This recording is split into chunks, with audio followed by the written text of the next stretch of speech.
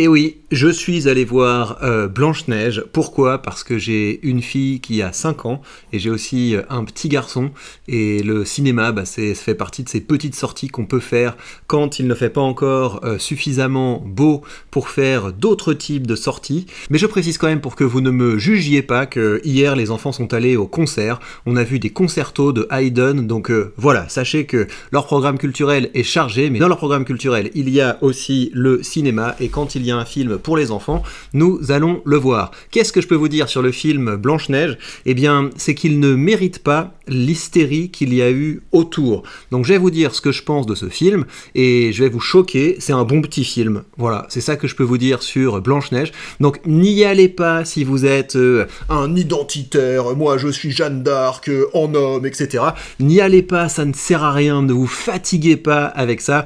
Oui, on le sait, Disney est plutôt woke, c'est même le temple du wokisme, et donc leur monde, c'est un monde multiculturel, heureux. Donc oui, vous allez voir des quotas, dès que vous allez avoir une foule, vous comprenez qu'ils ont bien sélectionné pour que ce soit représentatif de la population mondiale actuelle. Donc effectivement, vous avez du wokisme dans Disney, mais pour moi c'est quelque chose de tout à fait secondaire, parce que ce qui m'intéresse, c'est quelque chose de plus profond. Je ne suis pas un tribaliste, je trouve que le tribalisme, c'est vraiment un truc de sous-dev, et je trouve ça d'ailleurs assez inquiétant, la tendance qu'on a chez des gens qui sont censés être des peuples civilisés, des gens qui sont par exemple issus de France et qui commencent à avoir des propos et des comportements tribalistes. C'est dans pas longtemps, ils vont se mettre tout nus, ils vont commencer à se pourchasser avec des gourdins. Mais au bout d'un moment, il faut redescendre un peu. Donc, j'ai regardé ce Disney, et ce que je voudrais commencer par faire, c'est vous rappeler ce qu'est Blanche-Neige. Qu'est-ce que c'est que l'histoire de Blanche-Neige? Pour moi, il y a différents thèmes qui sont au cœur de cette histoire. Vous avez le thème de la vanité, et le thème de la jalousie. Donc ça, c'est au cœur du premier Blanche-Neige. Vous avez une dame qui... voilà, c'est la dame qui vieillit, qui a peur de se faire remplacer. En l'occurrence, c'est marrant, ce terme me fait marrer, il est tellement chargé aujourd'hui. Donc elle vieillit, elle a peur de se faire remplacer, et donc elle fait tout pour se débarrasser de sa belle-fille. Donc vous avez ce thème-là. Vous avez le thème de l'innocence, c'est de la pureté, qui est évidemment incarné par Blanche-Neige. Mais par quoi se matérialise la pureté de Blanche-Neige? C'est que, en fait, elle a que sa bonté pour elle. C'est-à-dire qu'elle est complètement démunie, mais elle a l'air tellement pure, douce et gentille que les gens la prennent sous leur aile, les animaux d'abord, les nains ensuite. Donc on a cette dimension-là. Si vous êtes pur et profondément bon, le monde vous le rendra. Donc ça, vous avez ça comme thème dans le vieux Blanche-Neige. Vous l'avez encore un petit peu dans ce thème, mais il passe un peu au second plan pour une raison qui est claire, c'est que évidemment, vu que Disney a une tendance woke, il pouvait pas se permettre de faire un peu une femme objet. Vous voyez, quand vous regardez Blanche-Neige, c'est un petit peu une femme objet, c'est-à-dire elle passe du nid de son père, en fait, du château de son père,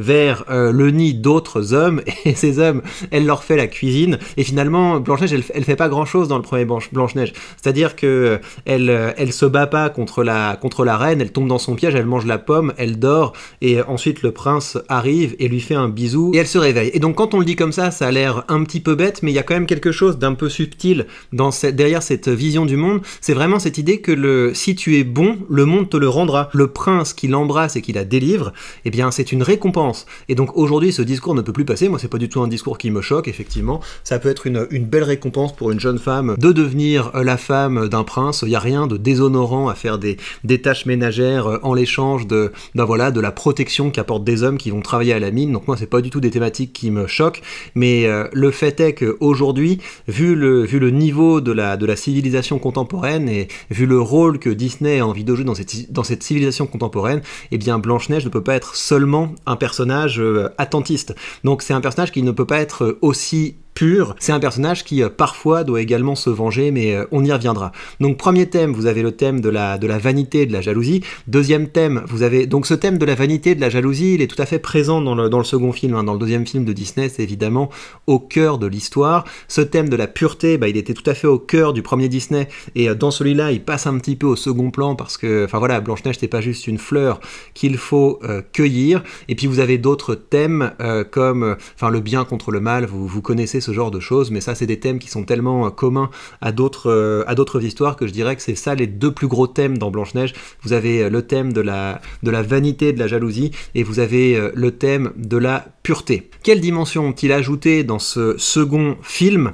Donc déjà, dites-vous que quand vous regardez le film Blanche-Neige, c'est un film qui est très épuré, c'est un film qui est assez court, c'est un film dans lequel il ne se passe pas grand-chose, c'est un film qui est assez contemplatif et c'est un film qui est tout en subtilité. Là, vu que vous vous retrouvez avec des personnages humains, vous pouvez pas vous permettre d'avoir une personnalité qui est aussi simple que quand vous aviez un dessin.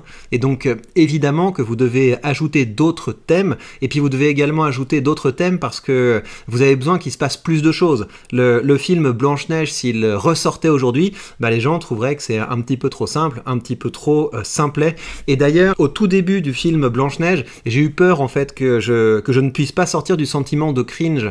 Vous savez, parce qu'on se retrouve avec des... c'est ça un petit peu ce qui est un petit peu difficile dans les films de live action, quand Disney remasterise comme ça ces anciens films, c'est qu'on se retrouve avec des gens qui ont des apparences humaines, mais qui ont des personnalités de dessins animés. Et donc au début, les premiers contacts avec Blanche-Neige, les premières fois qu'elle se met à chanter, c'est très embarrassant et j'ai eu peur de ne pas pouvoir m'en départir, mais je me suis forcé de rentrer dedans, ne serait-ce que pour pas mettre d'ondes négatives, pour que ma fille par exemple profite au maximum de l'histoire. Et donc j'ai décidé de me laisser porter par cette histoire, et encore une fois j'ai pas trouvé cette histoire déshonorante. Donc qu'est-ce qu'ils ont ajouté? Ils ont ajouté une réflexion politique, mais qui est du même ordre que la réflexion qu'on avait eue dans le film qui était une catastrophe, le film qui s'appelait Wish.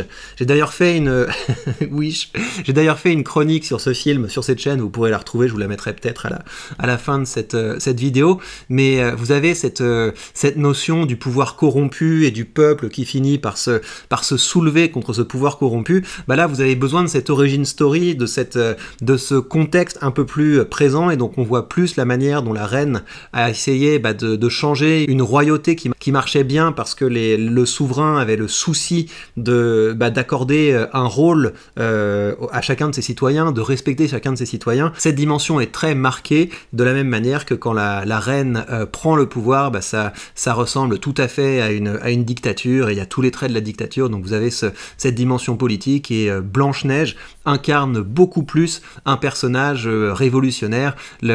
C'est pas seulement pour sa beauté que la reine veut l'exclure, c'est également parce qu'elle commence à se soulever, elle commence à être un petit peu effrontée, parce que cette qualité de pureté ne peut pas suffire à une princesse Disney d'aujourd'hui. Il faut aussi qu'elle soit combattante, courageuse, volontaire, etc.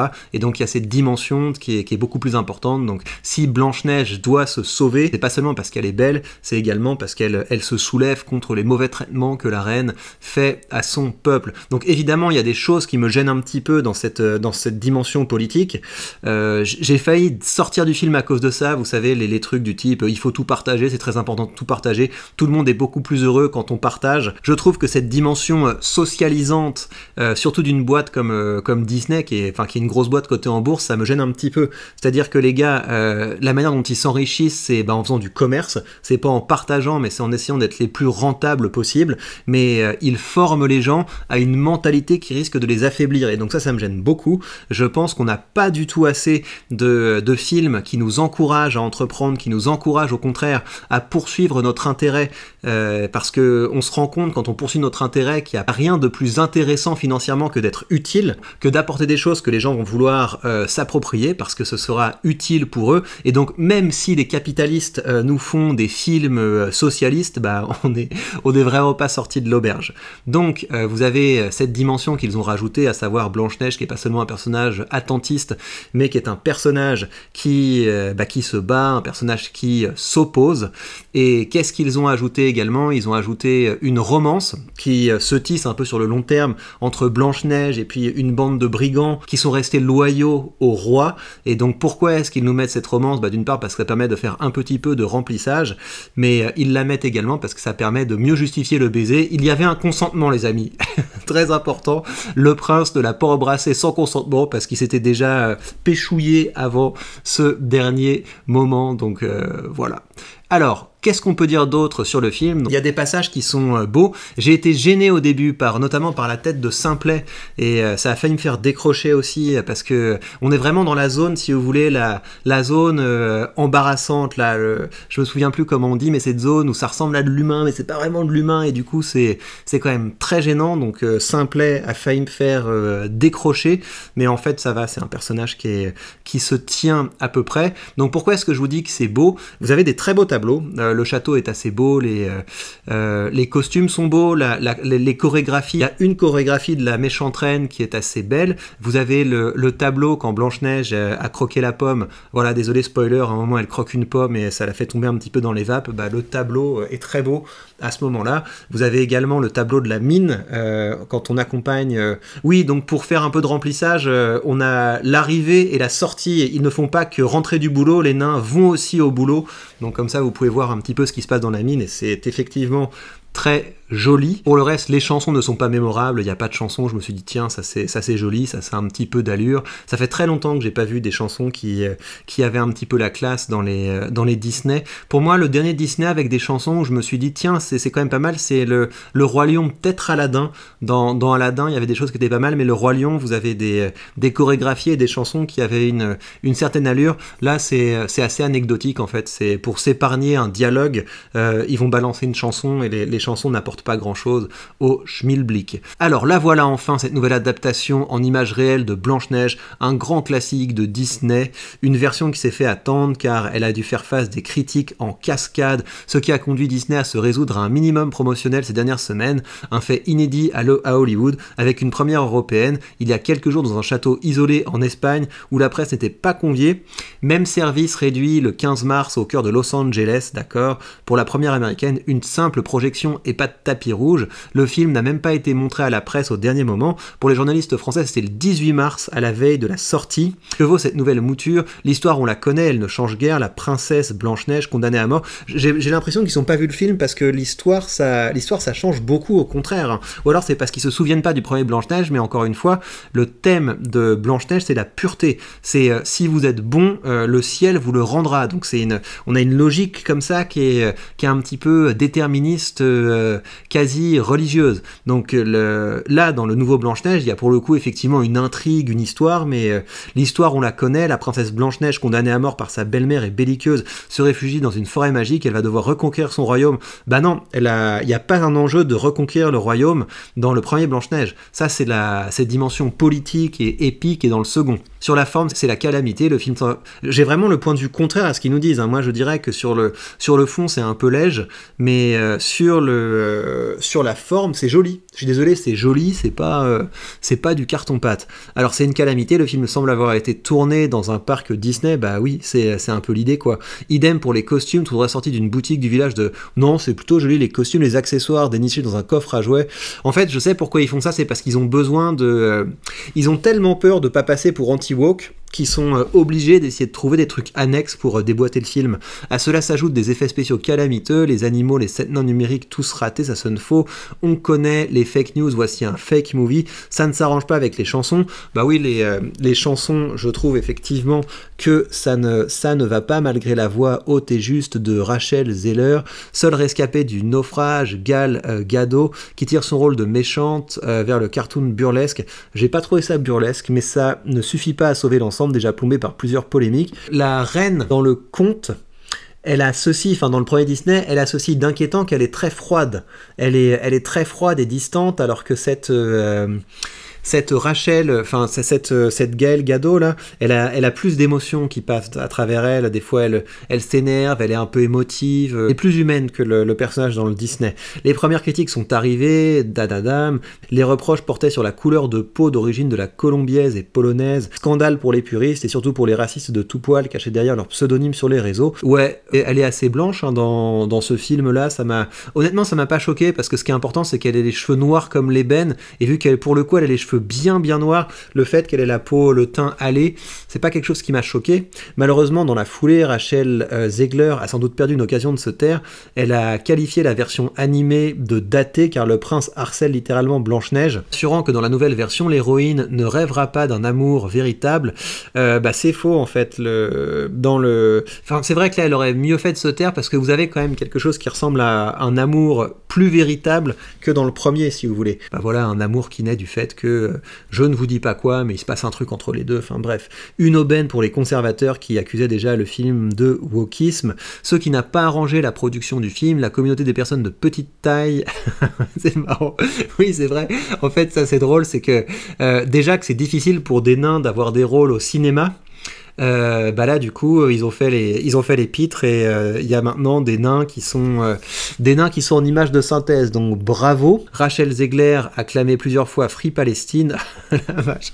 Tandis que l'israélienne Gaël Gadot réitérait ses encouragements à l'armée de son pays. Ah ouais, ça a dû être une énorme ambiance, ce qui a obligé Disney à s'organiser pour que les deux comédiennes n'aient pas à répondre directement à des questions lors des premières. On en passe des meilleurs, d'accord. Blanche-Neige devrait être ignorée en salle par les puristes, les conservateurs, les personnes de petite taille, les partisans de la Palestine et ceux d'Israël, ça fait tout de même du monde, surtout si on y ajoute tous ceux qui aiment les bons films. La note de la rédaction 1, non honnêtement, si je dois noter le film sur 5, j'y mets 2,5 quoi. C'est encore une fois, c'est un bon petit film. Si vous avez des enfants et que vous avez d'autres choses culturellement à leur offrir pour compenser, il faut pas hésiter. Sinon je vois pas d'autre raison d'aller voir le film parce que honnêtement, moi je pensais y aller, voir quelque chose de tellement pourri que j'aurais pu faire une vidéo pour dober sur la gauche et le wokisme, mais même pas.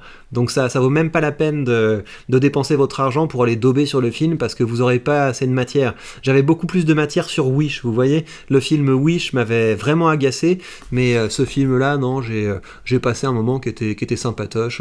Voilà, c'était un dimanche. Et bien voilà, chers amis, prenez bien soin de vous et à très vite.